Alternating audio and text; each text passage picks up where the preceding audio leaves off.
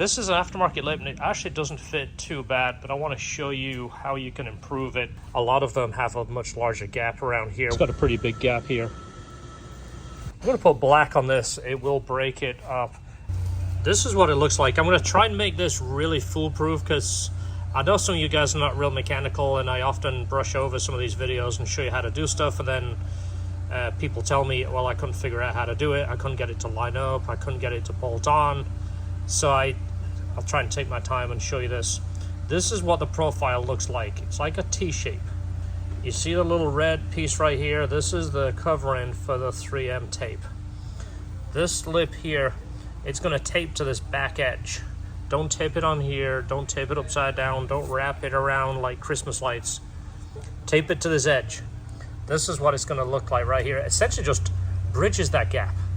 And as we would say, it covers up a multitude of sins. An old English saying I remember from back in the day.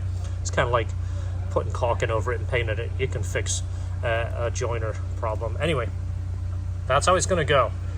Trick is, you're going to have to clean the backside of this with some adhesive promoter. Or you could use alcohol pads, a few different things. Don't want any grease or goo on the back of there. If not, this won't stick and it'll fall out. It'll look like this, and then you guys will message me and say I couldn't get it to work, and at that point I'm going to say take it off and throw it in the bin.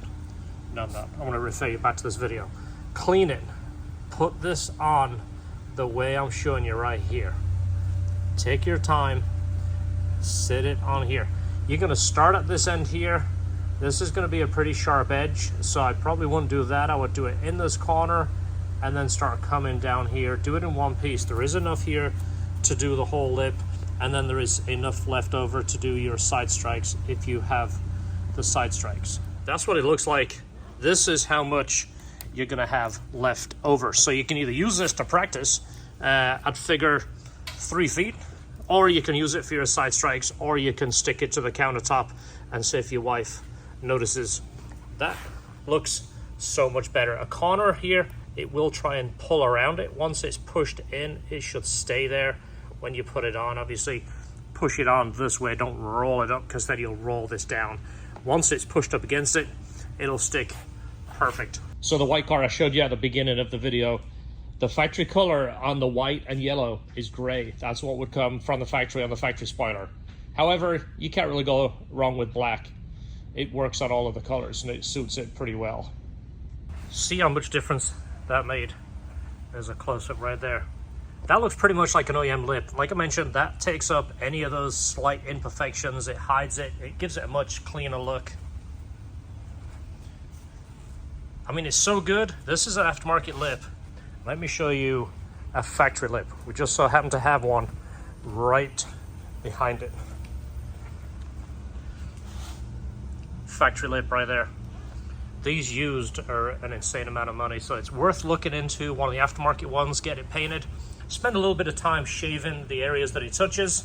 You can spend a little bit of time, let's say if it's tight up here, sand this a little bit so it pulls in a little bit tighter and it reduces the gaps other places.